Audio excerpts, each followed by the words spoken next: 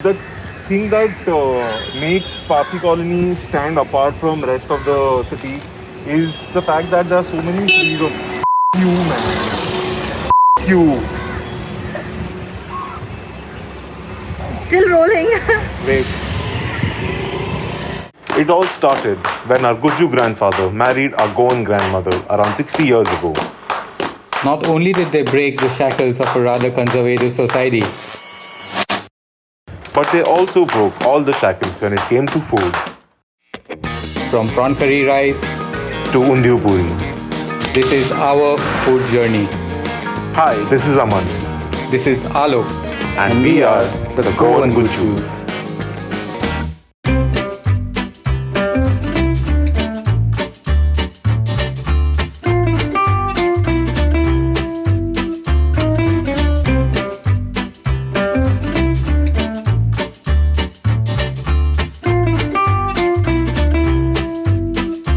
Hello and welcome to the third episode of the Goan Gujus.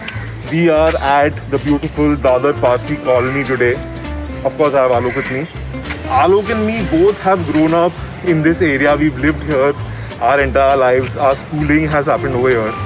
So we thought that it will be a nice way to start the episode by giving you guys a little tour of the place where we've grown up.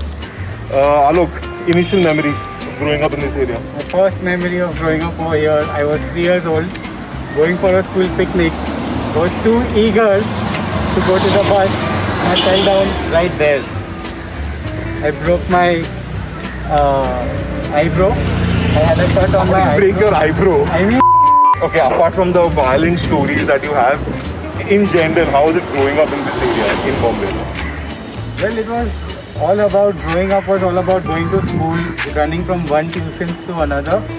And it was all in this area, going on my cycle from one tuition to another tuition, meeting friends in the area, in the colony, and hanging around near Five Gardens, outside the Agyari or outside school. Very, very similar experience for me also. Going for tuitions, all our tuition teachers, most of them were Parsi, so they were in the locality itself. So I think the thing that makes Parsi Colony stand apart from the rest of Bombay is the fact that there is still so much of green everywhere over here. I don't think there is as much greenery anywhere else in Bombay in today's times if you compare Parsi Colony. Yeah, I agree. It was planned as a residential kind of settlement. Yeah. So that is why I think it still retains the old world world charm and all of those things. DOP, if you pan to your left, that, friends, is the Dadar Parsi Youth Assembly High School, also known as the DPYA High School. It's the official school of the Goan Gujus. How? I'll tell you. There are 5 Goan Gujus in all. My dad, Alok's dad, me, Alok, and Riddhi, who's our sister. And all 5 of us have been to this school. Hence, the official Goan Guju school, ladies and gentlemen. Please show it once more. Come back to us. This is a Parsi Hogwarts. Okay, let's start with the eating, guys. चलो अगर भोनू खाइए भोनू.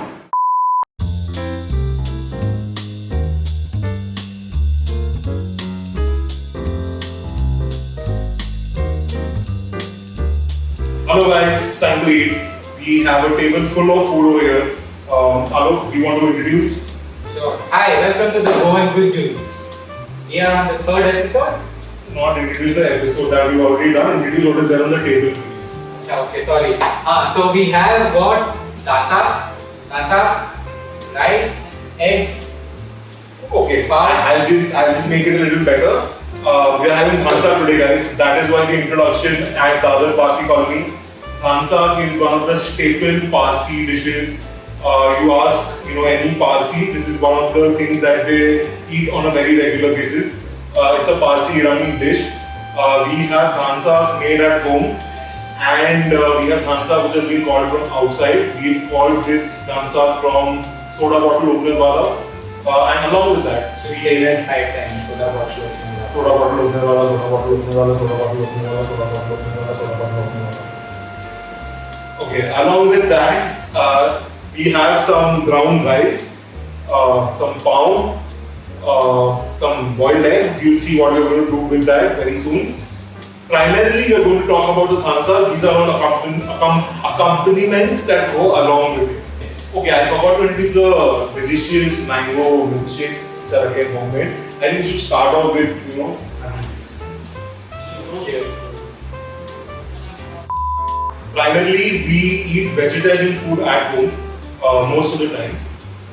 When our grandfather was alive, he used to not allow us to get non-vegetarian food at home. That is why the thansa that is made at our home is vegetarian, whereas traditionally thansa is prepared with some kind of meat in it, mainly mutton. Some people make it with chicken also. So what we used to do, because our grandfather used to not allow us to get meat at home, we used to just, chori chupe, boil a few eggs at home and then put it into the vegetarian thansa so that we get some kind of, meatiness in the thansa as well. The colors of the two thansas are very different. So we are just going to take both the thansas into different bowls. Yes, there we go. So ideally, whenever you call for thansa at any restaurant, they'll serve it with brown rice, which is basically white rice, but made with some spices and caramelized onions. That is why it is brown in color and has a sweet taste. So traditionally, Brown because of the jaggery. and the caramelized onions also, right? Okay, so traditionally you eat it with the rice, but you can also have it with pao or chapati. So let's begin. A little dash of lime on the thansa kind of elevates the flavor. So the thansa that we got from outside is basically a mutton thansa. And because it's mutton, the flavor of the mutton has seeped into the gravy as well. That is, I think, the biggest difference between the two thansas. But overall, I think both of them are pretty nice. They taste different, but both of them are nice. What do you think, bro? Because I have grown up eating the thansa that we make at home, I personally like that one much better. It's more richer in flavor. Whereas the one that we call from outside is a bit more standard.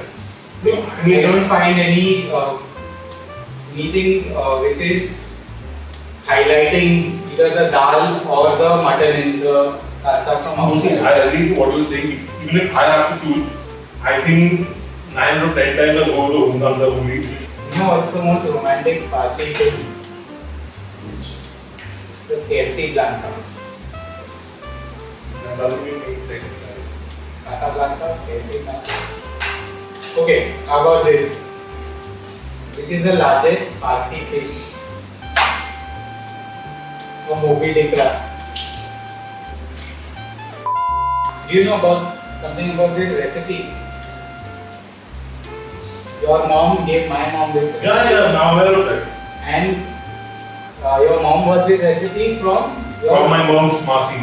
who is So basically, my mom's Masi married into a Parsi family. So the recipe that we have is pretty authentic. I mean, it's not that a Buju household has gotten the recipe from some cookbook and tried to replicate it. ours is very authentic, tasty. And I got a lychee in one of the bites which I ate. You please see. A very important thing. Let us tell you guys how thansa is actually made. It's, I think, one of the most deceptive dishes out there. Anu, do you want to talk about how it's made and what all it contains mainly? So basically, the dhan in dhansa is the dal, and the shak is the vegetables.